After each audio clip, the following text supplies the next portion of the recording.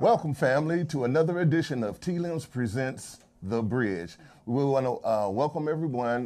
Go tell your cousin Jeffro and Aunt Mabel that we are on the air. So I want to send a shout out to Aunt Mabel and cousin Jeffro. But for real, I want to send a shout out to Reg, and thanks to Reg and Ron, our technical gurus here. on the right of me, one of my canons, we have Teresa Hamilton.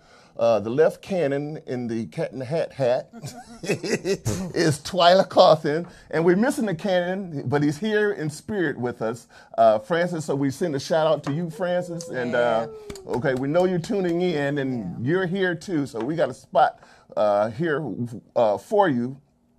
And we're going to continue today with the program that we've had, we talked about before, and we didn't get a chance to complete it all. So we're going to do a recap of that, and is referring to the missing conversation with Martin Luther King. Before we start that, I want to do an editorial, if I could. Okay, I got to get in character, y'all. How they do editorial. We're in trouble. But today's editorial concerns this month, because this month is a very important month for a lot of us. Yes. And it's a very important month for myself.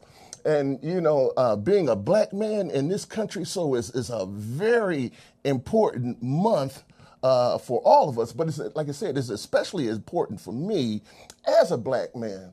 And I guess you guys probably would say, because, okay, it's Black History Month and all this and that. No, it's my birthday month. So I had to throw that in there.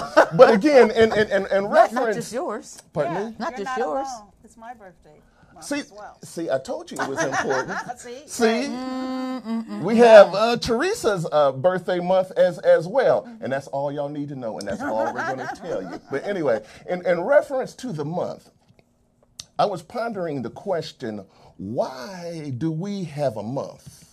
You know, whereas, you know something, the things I did yesterday is history, right? Okay. So we are involved in history every day. Right. But we seem to be singled out with all the other ethnic groups to have a point in time to where there's a celebration of our heritage, a particular month. Now, well, they also have a Native American Heritage Month and Asian Pacific.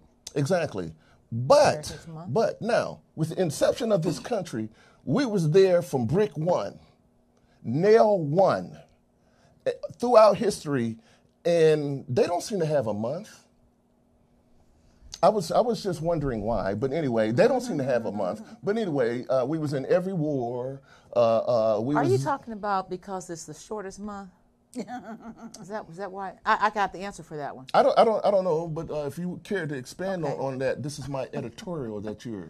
Oh, but Mr. Editor, Mr. Editor man. Go ahead. Carter G. Woodson was the first one that started Black History Week. And a lot of people said, why did we have it in February? Well, the reason why it's in February is because Carter G. Woodson knew that black folks were already celebrating February, because February on the 12th is when Abraham Lincoln's birthday. Mm-hmm. And they were also celebrating that because he was considered the great emancipator. The other reason why February was a month that black folks celebrate is because of Frederick Douglass's birthday this month also. Really? Wow. And that's why we got February. We're some great. And that's why we got February. So when you all start complaining about why we have the shortest month, no, Carter G. Woodson did that by design. It was because that's what black people were celebrating. So this was a celebratory month for us. Wow, I didn't know that. And that's how we got it. Okay. Well, thank you for that. See, we're an informative group, and we want to get you informed and keep you informed as to a little bit about your heritage, so you can know a little bit about yourself. Mm-hmm. So again, you know something, you can't take or accept his story for your history. And so with that, I want to say power to the people. And since it's the glove, but anyway, I want to thank also, last week we had John Cheeks in here. We had a very good program last week. Yes. You can contact us at 240-791-2560. 719. See, I thought I had it, but anyway, 719-2560.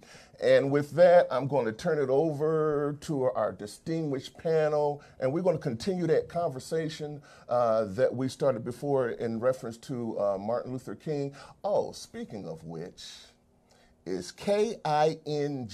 King, not K-oon, like that buffoon tried to say it was a mispronunciation. Okay, you see the look on my face, right? You know.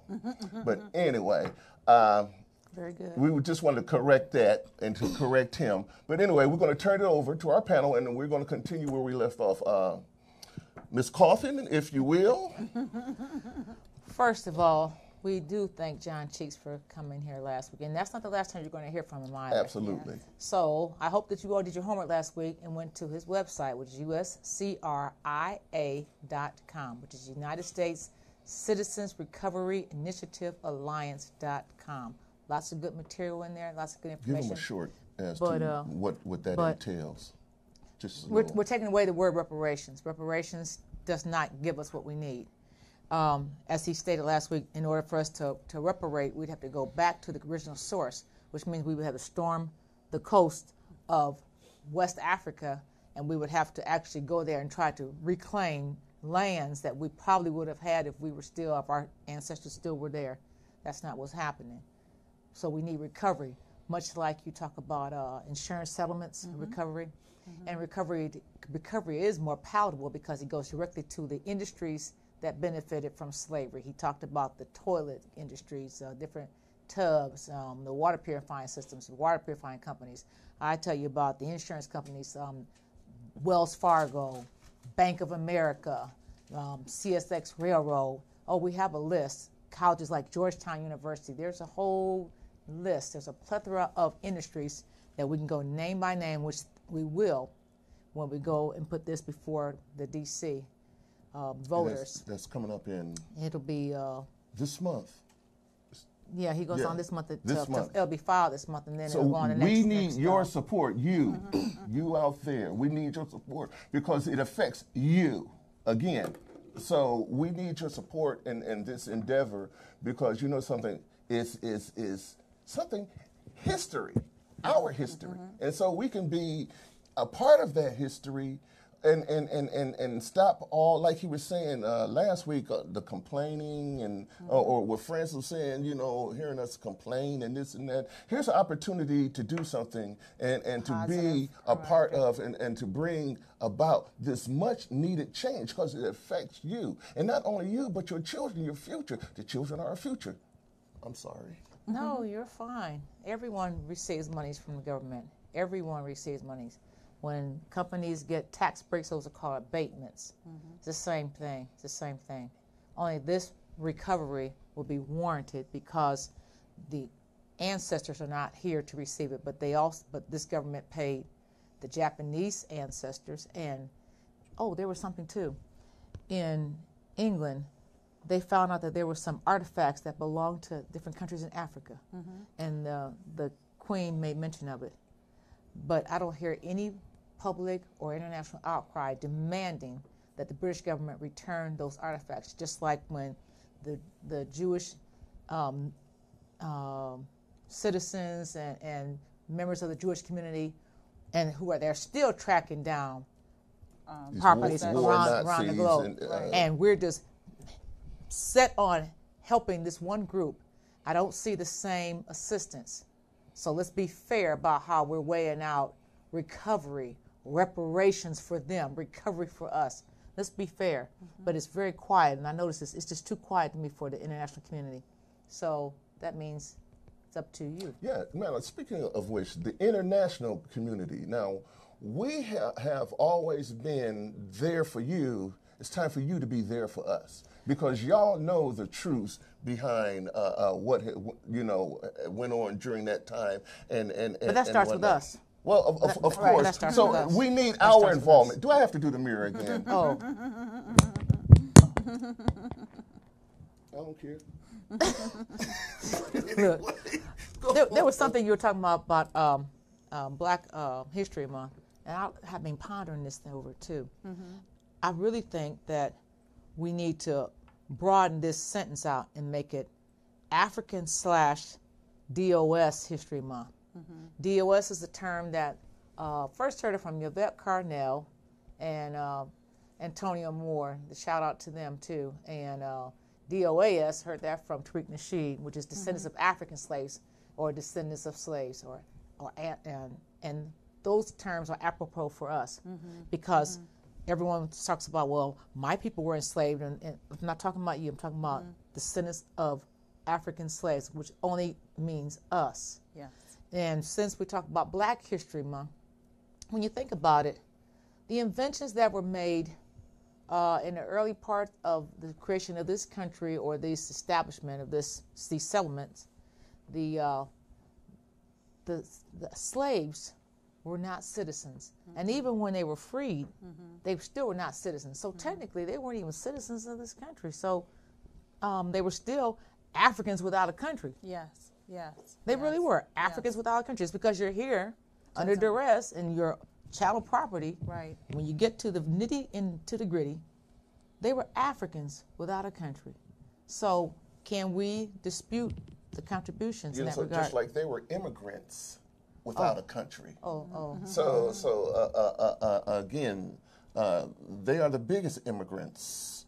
but we weren't immigrants, and that's the thing that Ben Carson said. Again, yeah, because we didn't. We didn't come on the boat. We didn't come on the boat with the Budweisers and come to seas and look for soil and just plant our roots and plant our barley crop and prime and win, the tobacco. We didn't come here for that. We didn't come here for that at all. So that's why we're not immigrants. We weren't trying to migrate. We were content where we were. Well, the ones that did come here, we were here before the Pilgrims got here, and that's a fact. We were here way before. We were here back in BC because, like I said before, it was one big continent. We were traders, and we traded freely. We were here, and a lot of the free men that were here, the free Africans that were here, ended up becoming slaves once the European settlers came here. See, some of them even came here as indentured servants. Yes. And then those indentured servants ended up becoming slaves afterwards. So. And then some were slave owners, like the Johnson family. I know initially were slave owners. So we had all sorts of things going on in our history when we got here. But in that slave ownership, that wasn't quite the same as the European style of slave ownership. And that's the thing. This slave ownership here in this country was the most brutal of all mankind. It's the only slave ownership that was contingent solely because of the color of your skin. Right. And I think, as you mentioned with Martin Luther King and the other America, that it's really important for us to understand, especially during Black History Month, really what Martin was saying about the two Americas. Because here we are in 2019, and really, unfortunately for us, nothing has changed. Speaking of that, let's start with some stats, and I'm going to read these because I don't want to make a mistake on any number. So if someone called later on and said they were wrong. The Pew Report of 2018 says that of the adult population in the United States, 64% are white, 16% are Hispanic or Latino, and 12% are Black. But if we look at the numbers that are incarcerated, 33% are Black, 30% are white, and 25% are Hispanic or Latino. And according to the Bureau of Prisons, so we got the receipts, there are 9 people that are in prisons in America that are under the age of 18. Wow. 9. And there are 64 people that are in prison in this country because of breaches of national security. So how do you justify, okay, I'm not talking about the wall. Wow. 9. Wow. But the majority of people that are in prison, which is 46%, are in there for drug-related offenses. Only 18% are in for weapons or aggravated assault, and 3% are in there for homicides. That's interesting. 3.3%. The statistics. So the majority are there for drug offenses. Yes. Which now, because we have the opium epidemic, we're treating as what? Now it's finally drugs are, maybe you do need help and not, you shouldn't be sent to prison. Well, again, now with the opioids, who runs those industries? Well, they've been running. And again, in the 80s, who ran that industry? You know what I mean? So again, when the 80 affliction was an epidemic or at epidemic proportions, the solution at the time was incarceration. Under whose administration? Exactly. Well, Go further Whose than that, because the administration? war on drugs was actually declared by Richard Milhouse Nixon. and that He's was the what one. 70s. That was, yes, Well, sir. well, Yes, sir. again, And then it was repeated It again. was a design Okay. tool to break apart, to separate. Because you know something now, during the 70s in the Nixon era, and you and I have seen a lot of programs. What's the dude in Mexico that they just caught? Not Chapo, Chapo? and the ones before him, or not before him, but during that era, you know, they had pipelines into Tunnels. this country, and again, But we wanna and build it a wall. showed until it came out that the CIA was Yes. filtering money During the 80s. during that time for for drugs. They would Sandinistas mix in and the it. Contras. Yeah, Right. for drugs and what and letting these dudes do this type of thing. So again, let's look at the source of all this anguish that was going on, and here it is again. You know something? I don't know, and I could be wrong. If you're out there, give me a shout out, a black pharmaceutical company. so now, Well, you'll be seriously, waiting okay, Right. so, I mean, to the you next know, millennium. You got to think about this. I mean, you know something. So now, go ahead. You know, I'm sorry. I have a question, and this is the thing as we move into Black History Month and we talk about, you know, really looking at the history of what we've done and how to move forward. And one of the biggest questions, I guess, because I'm real into the fact that I'm concerned about our black men, and being incarcerated is a real big deal to me. And I think when Malcolm talked about, Martin, I always say Malcolm, but when Martin talked about the other America, we really have to wake up and recognize what he was really saying. In my mind, he was saying there are really two Americas. And every issue from the opioid issue is always looked differently. When they have a problem with drugs, what do we say? It's a problem that you have a medical issue. I can speak And to it's that. a treatment issue. But for us, it's a jail issue. And my concern, and this is a question I want someone to tell me, if you know that someone is creating a trap for you, what do you do so as not to fall into that trap? Several things. I'm going to back up for a minute. Okay. First of all, I'm a former police officer. I don't hide that because my hands are clean. I remember being at home, and guys used to hang on this corner, East Avenue. Used to be a store called Lewis Carryout, and I'd roll because I had the late night. I went from days to nights, so from noon to 8 to midnight, and guys used to stand on the corner on the block. They'd congregate. Now this is when the crack epidemic was kind of like at an all-time. This was in the 90s. They'd see my cruiser, and they would just kind of like try to move real fast. I'd take my cruiser and gangster park it on the sidewalk. Then I'd get out, and I said, "Don't run, don't run, don't run, don't run. I don't want to arrest anybody. I just want to find out what's happening with black men in America." And I really did, because I had already been away from home for all these years. I had been around the world all these years, and I had been in the military all these years. I just wanted to find out, because this was not the home that I left. And so the guys started feeling more comfortable talking to me about what was happening when we were getting out of high school. Right. The rubber factories were leaving and shutting down. Right. So the jobs were leaving, all the industries were leaving. There wasn't anything coming in. So there weren't any places for them to go to school, go to work. So, and you didn't have the money to go to school. Used to be, you drop out of high school at 16, where we live, you get a job at a rubber factory that same day. Well, the factories that was in the community, They were thriving off of that. Matter of fact, you know something, like I was telling you about my friend, David. Now, his father, you know, I mean, nice home, you know, beautiful children, not because they're my friends, but beautiful children, beautiful wife, you know what I mean? But I just found out a few years ago that he was a custodian at the factory. So the point that I'm making is that you could sustain your family off of that employment that he had. He put his wife through school. Wow. You know what I mean? So off of that employment, we were able to sustain a living for ourselves, and the communities thrived as communities. Used to be one of the richest cities in the world was Akron, Ohio. Rubber City, you know, Goodyear, Goodrich, Firestone, Cyberlane, Mohawk, Uniroyal, all those factories stuff were there. But these guys, they were standing in the corner, and they were telling me about these jobs that had gone and never came back, and nothing was there at all. And so I was asking, because I didn't know what crack was. I heard the name, but I didn't know what it was, and I never.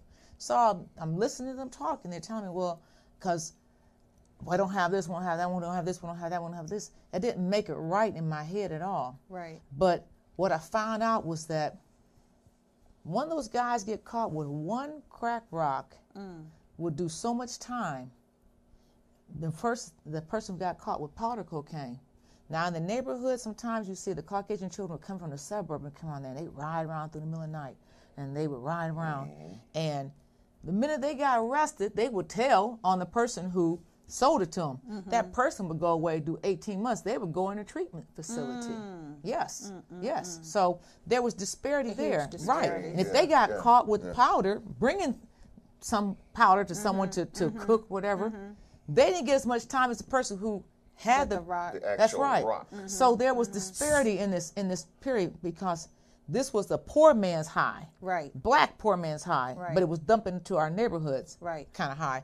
So this opioid crisis today is more of a vanilla look to it. Now there are black people that take opioids, and I'm not saying it, but what we noticed that, and we got the receipts, the number of overdoses this year, not this year, but last year and years prior, the majority of those that died from heroin overdoses or opioid-related overdoses were Caucasian, lower to upper middle class young people and adults.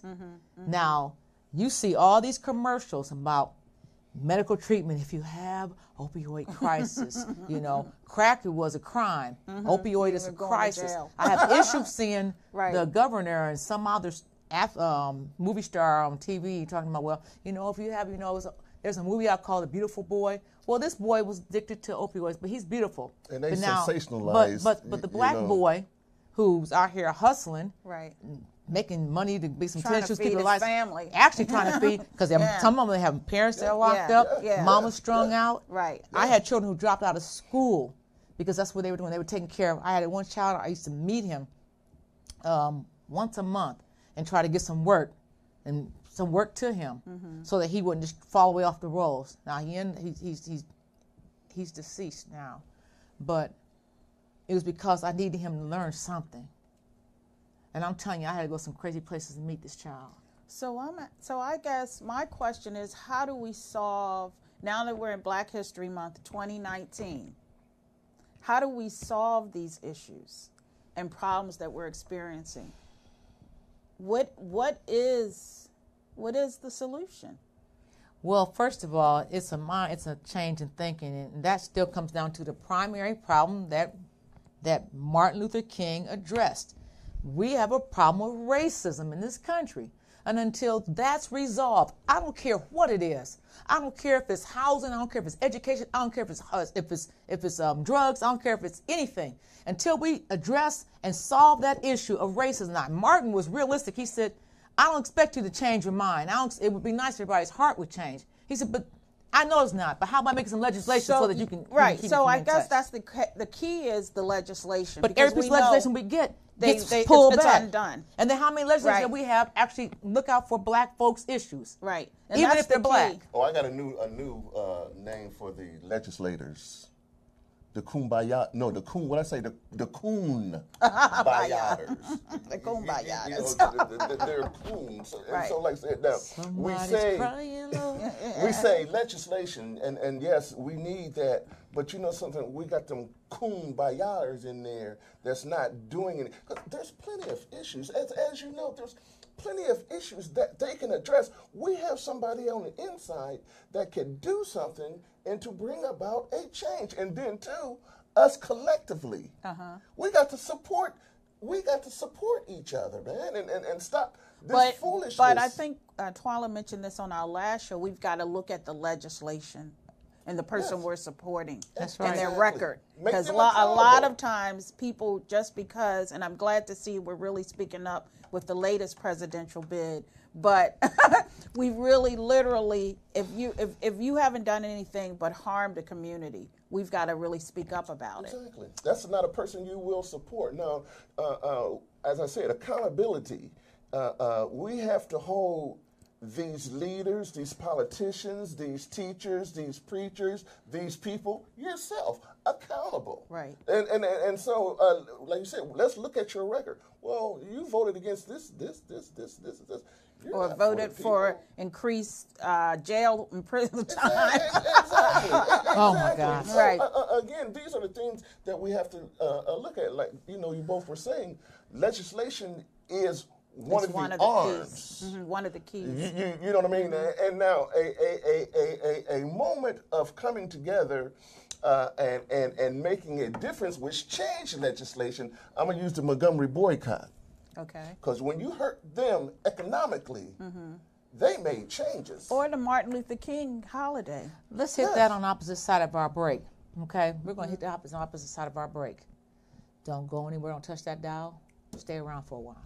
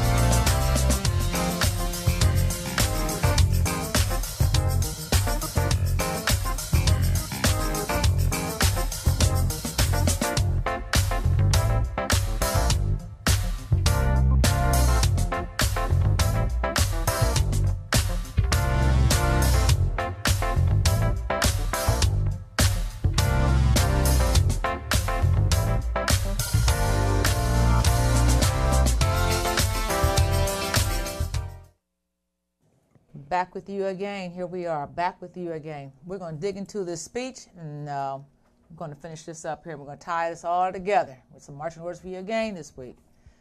Martin, he was not, he didn't have any despair, but he was realistic. He still had faith in that something could be done. Yeah. He didn't have faith in the people Okay. who he initially had put that trust in. Okay. In this speech, he said that the two Americas are like this. There's one America where there's milk of prosperity. These are direct quotes.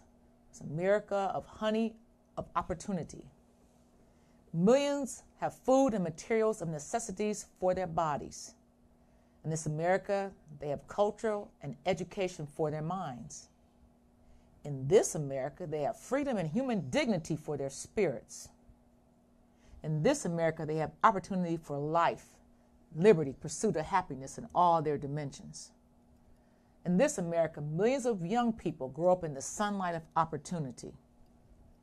But in the other America, he says the daily ugliness transforms the ebullience of hope into the fatigue of despair.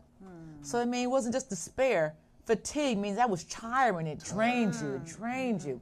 He said, in this America, millions of work-starved men walk the streets daily in search of jobs that do not exist.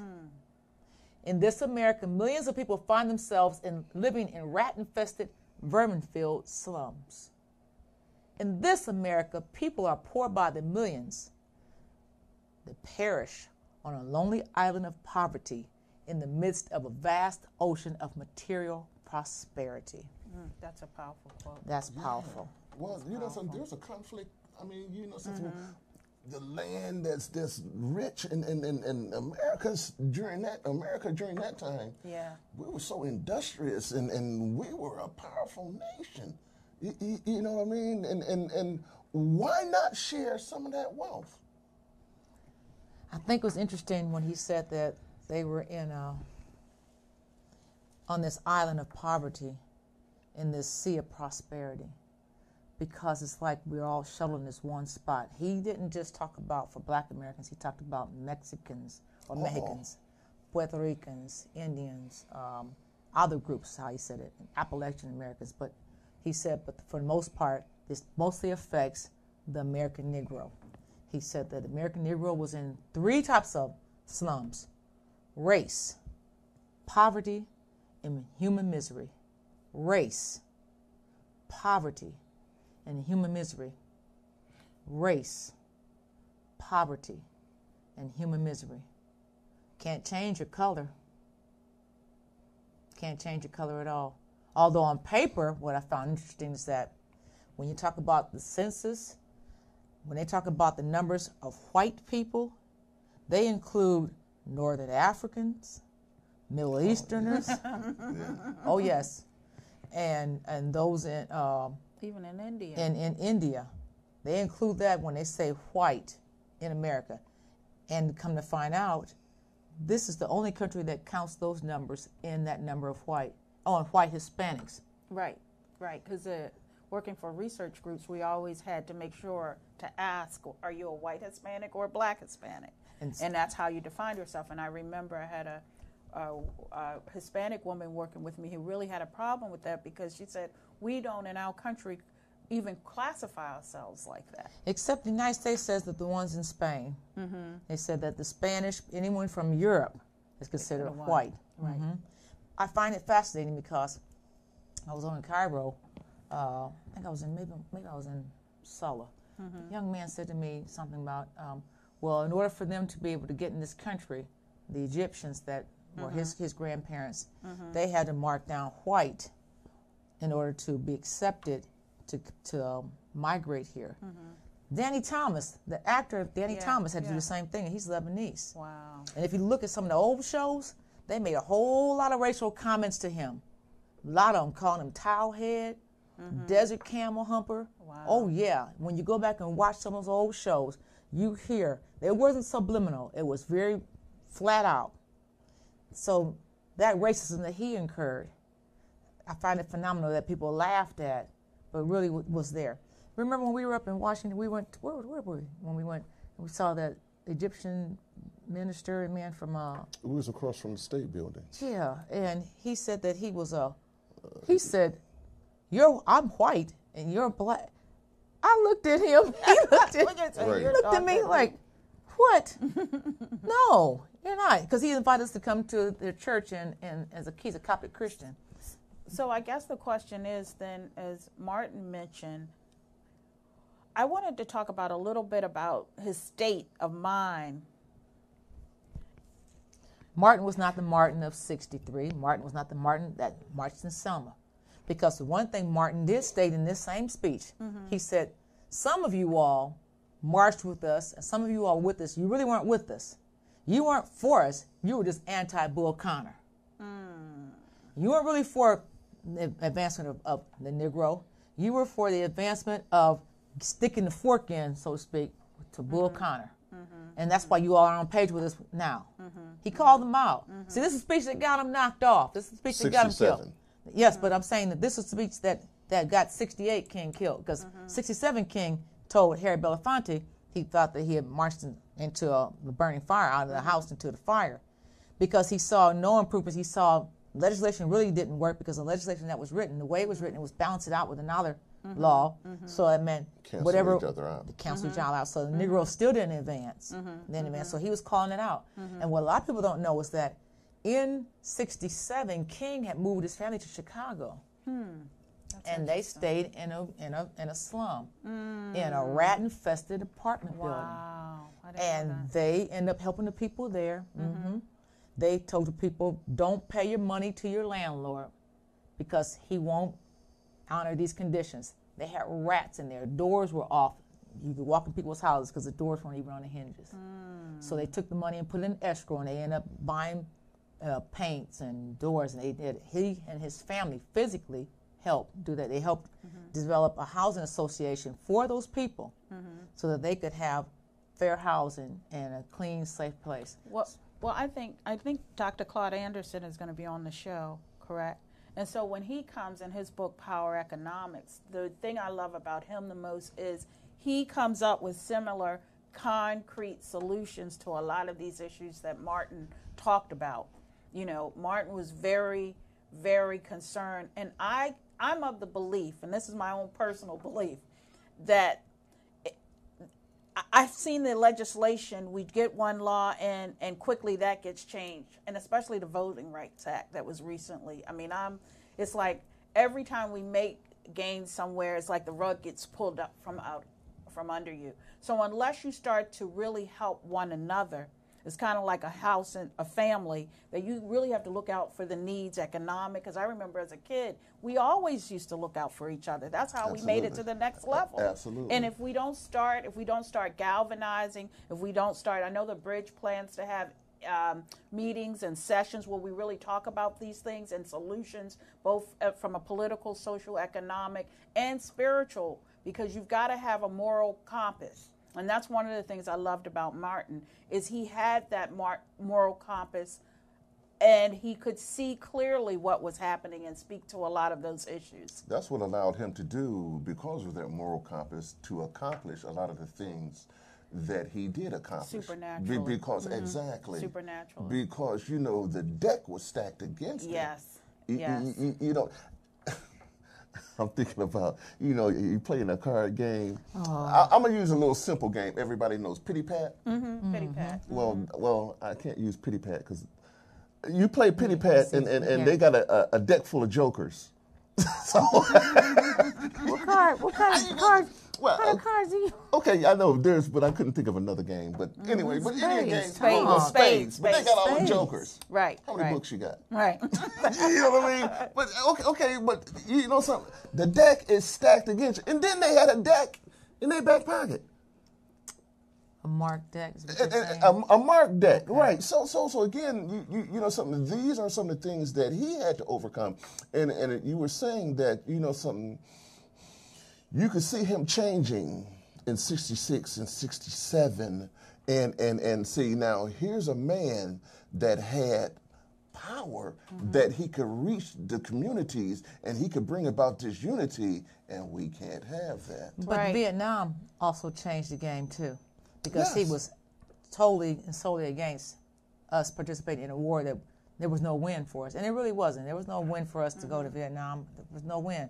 And the fact that you had these black soldiers and service members going abroad and not even being treated as citizens, which is the same cycle that occurred with them in Korea, the ones that were in World War II, the ones that were in World War I, the ones that fought in the Banana Wars, the ones that fought in 1812. Never any true equity at all. But I was sitting here thinking about, you talking about solutions. One of the things that we as black people in 2019 got to stop doing, and this is what we got to start letting these politicians know. The preacher is not the head of the black people, the black community in this era. It used to be that they would go to the ministers, and I'm not saying, now there's some part, like Reverend Dr. Kevin W. Cosby of St. Stephen in Louisville, Kentucky. He is a civil rights activist to his heart. He's also the president of Simmons College of Kentucky. Civil rights to his heart. I'm not saying that there are not ministers out there that are active in this struggle, but he will even tell you that he's not the face of black America. And people always like to lump black people in this one monolithic group. This one leader. And we're not. I know that it was during that time when we were looking to the church and looking to the households of faith. And so those are the ones who were the most active civic activists at the time. Well, we don't have that same cohesiveness anymore because we don't even have communities anymore. So how do you reach and speak to us? Right. So we need to stop looking for one person. There's no one person that speaks for. Because there's right. no such thing as black America, huh? How about that? There's just black folks in America. There's no such thing as black America. So let's kick that one right off the side. Well, that's one of their titles. You know, and well, we absorb it as a title. Like I hear with Black Twitter. There's such thing as Black Somebody else Twitter. label you. Black Twitter. What is that? We Black were Twitter. we were Black colored. folks on Twitter. We were Negroes or colored. I don't know the order, but it was a bunch of names, and so now I guess now and now we're African Americans. What will we be in the next millennium? Nope. You know what I mean? And they are. Oh, it sounds like a good idea. Yeah, let's go by that. Those are the kumbayas. Well, it's identity crisis. We do have identity crisis. We do have one. We have an identity crisis in this country as black people. Exactly. We have an identity so they crisis. get a kumbaya That's part of to say something, and we're all supposed, like when Jesse said, let's make Ebonics the national language for blacks in America. Are you really serious, Jesse? Well, I think too is that I was talking to a guy one day, and I just think we need more personal leadership. And I don't think, and it's a broad leadership, but we have to come together on one thing. Yes. A couple things for me are education. I don't want to see my son go to jail for no crazy reason. I don't want to see my son killed by a gunshot from an officer that's supposed to be protecting me. And economics, I want to make sure that we can eat. Can we come together on those four things and make it work? And legislation that sticks. We can demand legislation that sticks. Yes. Now, Teresa, it's funny that you should mention your son, and God willing that he'll grow up to be a strong black man. Yes. Now, I'm a big guy. I'm a big black guy. 6'3", 260. And I'm already a menace. Now, your son, as small as he is, and see, now there's no age range now. Right. He has a target on his back. Yeah. Why? Yeah. Why? Yeah. These are the things that we need to change. These are the things that are collectively that we need to change. Get that bullseye off my son. Right. Get that bullseye off my grandson Right. or my daughter. They're killing men, women, and children. And the thing I notice about a cancer is, yes, in the black community, as Malcolm said, is race, is poverty, and the third piece you mentioned is that it starts to spill over. Human misery. That stuff is already spilling over, as I can tell, looking at history. We're not the only ones experiencing it. We experience it to a greater degree. But that's what happens when a cancer is not dealt with properly. It keeps spreading. Education. I want to hit on that real quick. Having taught in school, had a 6th grader who couldn't read. She was in my class. She couldn't read. She could not read, but she had been passed on. You parents who allow your child to be passed on through this thing called social promotion, you're doing a disservice to your child. Social promotion means that my child is too old to be held back. I don't ascribe to that. I remember when I graduated from high school, there were 2 guys, I remember, they were 20 years old. They graduated, but they graduated. They had flunked along the way and flunked again along the way. But they plugged it out. They were no longer eligible to play sports. But they finally made it. Yeah. That's good. But they graduated. That's good. Yeah, they That's graduated. And but social promotion is socially unsatisfactory for your child. And I know this is more in the black schools, the black communities. We're so socially aware that we're educationally deplete. This child, I had to talk to her mom and ask her mom, would you please allow me to keep your child back for a year? And if you let me keep your child and let me have her for a year, I guarantee you if she does what I show her to do, and we work together as a team, she'll be able to graduate on time. And the only reason why she wouldn't graduate is because she slacks off. The parent was in agreement with that. The principal at the school called me in because I had 4 children that I had marked that to, but I had talked to the parents first. And I also had them come to my summer school program. The principal was more concerned about the attrition number of the percentage of children being promoted, because I was the only one in this building that was holding children back. Because I talked to the parents and I told them, I said, let me say this. If I ever taught you, you know that I treat you as if you were a child that came out of my own womb. If I overcoached you, it's the same way. You can call and let these people know. So I treat them like they were my own. From the front to the end. I didn't want anybody to do this to my own children. I knew what side of the world was waiting on them. I left from the law enforcement side to come to the education side because I got tired of locking up people's children and picking up these bodies on the ground.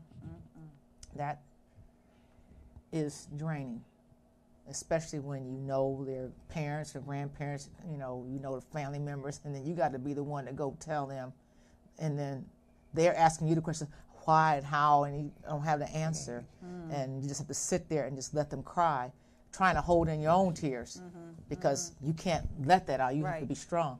So education is a big piece. Right. But our schools are substandard because our schools are still financed through property taxes. Now, they already said that was unconstitutional, but no one's challenged to do anything else about it. You got all these new charter schools open up. Charter schools are private schools. I worked in charter schools too. I went from charter school to public school because I had to see both sides, see how it all worked. And the charter school works in the poor neighborhoods because they pick up the children. Parents don't have to worry about taking them to school, feed them, have after-school program, take them back home. For a lot of the parents in our repressed neighborhoods, that's a benefit for them because they don't have the money or the opportunity to have children in these daycares because they age out, these programs. So, and then it's also, too, the education problem is that we have a lot of young parents who never finished high school themselves. So it's kind of hard when you're talking to a parent who may be 13, 14, 15 years older than their child, and they're still having children. Right. So, and then their child ends up having a child before they get out of high school. So then you have a grandmom who's 30, 31, and she has break that cycle. and see, so You really have so to break that cycle. Right. so That's a good point. that hurts us And too. I think that's part of the education piece of But we can't get it until we find a way to have it properly, till we have a mandate that's enforced to make it. See, every school has the same testing right. instrument, but every school doesn't have the same books. My children went to very good schools. I used to take my children's textbooks and make copies of them for my students because we didn't have the books. Well, I would start one step beyond that. I think we need to be able to create, some of us that are educators need to create some of the questions, because there's a lot of social bias in some of these questions as well, which causes kids not to, they can know the information, but if it's worded in a weird way, and I have seen some of those questions, the kid isn't going to be able to pass, and we know this. Also, too, go ahead. The test instrument is flawed all the way around for several reasons. One, and not only is it biased, here's the thing. At the beginning of the school year, I always did this VARC examination where I try to find out my learning styles of the students. And some of them are kinesthetic learners, some of them are visual learners, some are auditory learners. So, but the test instrument is the same. Right. So if your learning style is different, but your test instrument doesn't match your learning style, I still can't pull out how you learn. I used to give children oral exams because some of them just couldn't process it on paper. I asked them a question, okay, yes. But that was for me. Right. But once they left me, they didn't get that. And I've always said that I thought you were onto something with, TWALA has given exams that or testing that would look at different learning styles. I think that the way we learn is very different from how others learn. I think that we've been very clear on that. And most of the classroom settings are plain out boring for us. And they shouldn't be. And so we really, us educators that know, we need to infuse the system with better learning examples, stories, different types of learning styles. A video may do here, an exam, learning. So we need to just switch it all up. But it takes parents. And parents to come and kids, you're responsible too. Yes. Now, again, you have to take some responsibility in this. My teacher don't like me, and then I'll show her. I'll put my head down. I don't care. They don't care because you got your head down. They already got their education. Get yours. Right. And then you fall further and further behind. But I think that kids will take responsibility when the educational system has a little bit to do with them. Well, it's, just a little bit. It is flawed. It's hard. Flawed. I always had trouble reading Pippi Longstocking because Pippi Longstocking didn't have anything I could identify with. And I remember as a kid saying, gee, I wish I could just get some books. Thank God for Maya Angelou that reminded me of myself, because that's the key. And they know this. Of course. Well, when you have a national graduation rate of 69% blacks, 73% Latin Hispanics, 86% white, 1.2 million students drop out of high school, 25% of them fail to graduate on time. Out of that, 32 million Americans cannot read. This is supposed to be the greatest nation in the world. 14%, that's 14% of the population can't read. Of that 14% that we say that can't read, let's go to the other ones who can read. 21% of them read below 5th grade level. Talking about adults. And there are 19% of the high school graduates in America who can't read at all. Now, let me change it up just a little bit. For you Redskin fans out there, how can Dexter Manley go through grade school, junior high school, college, and then be drafted into the pros and still not knowing how to read? Money. Come on. Money. Again, the system is flawed and it's biased. And so I'm going to change up again for those of you watching the Super Bowl. Okay.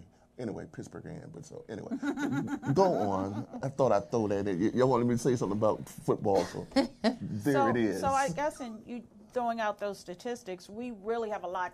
This Black History Month, we got a lot of work to do at pulling our resources together. Oh, absolutely. And really just doing more in the area. And I'm a big believer that having a foundation, a spiritual, but for me it's a Christian foundation, and education, and your economics piece, and just putting the blinders on, but going after what is going to benefit, like Martin said, our children.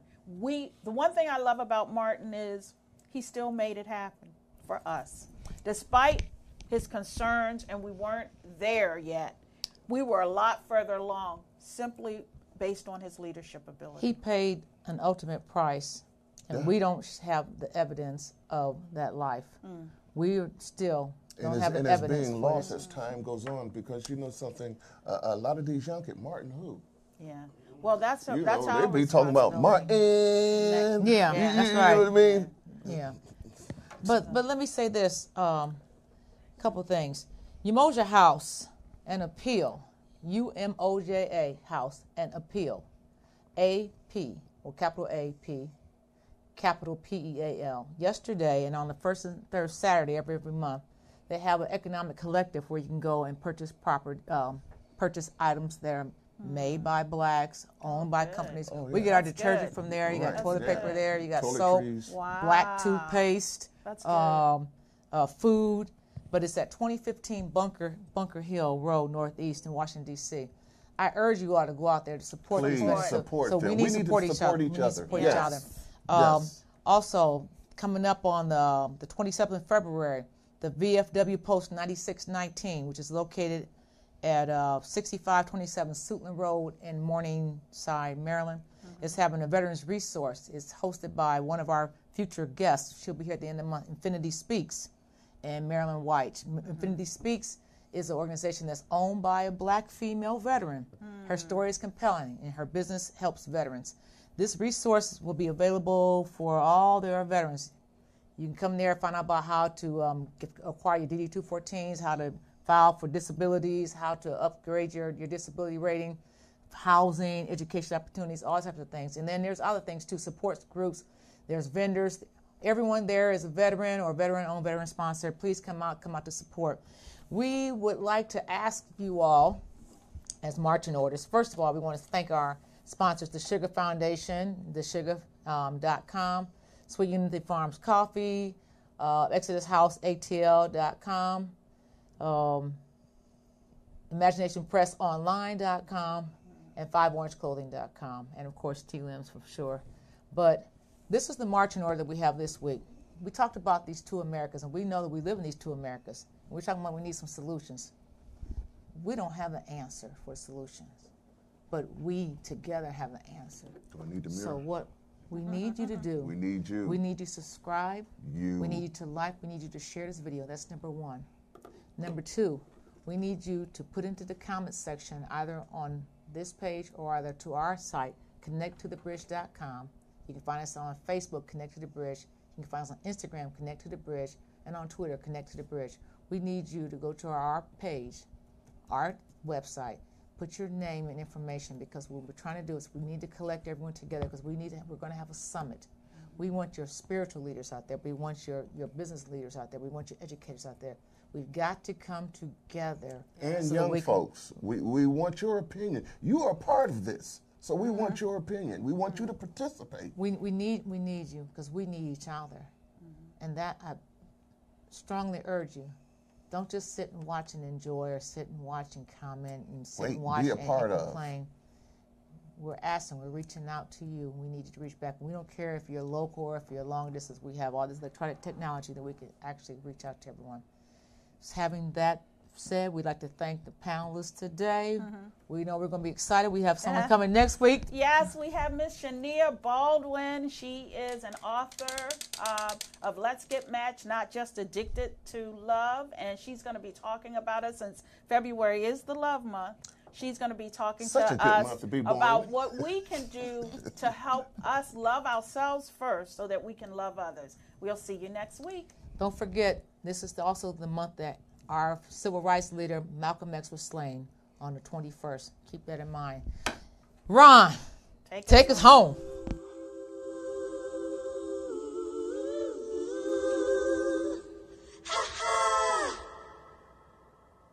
Steady, are you ready? What's going on? Let's get back. Are you ready? Are you ready? What's going on? Cold, fresh air. Feel the melody that's in the air. I'm down, take a look around. What's going down?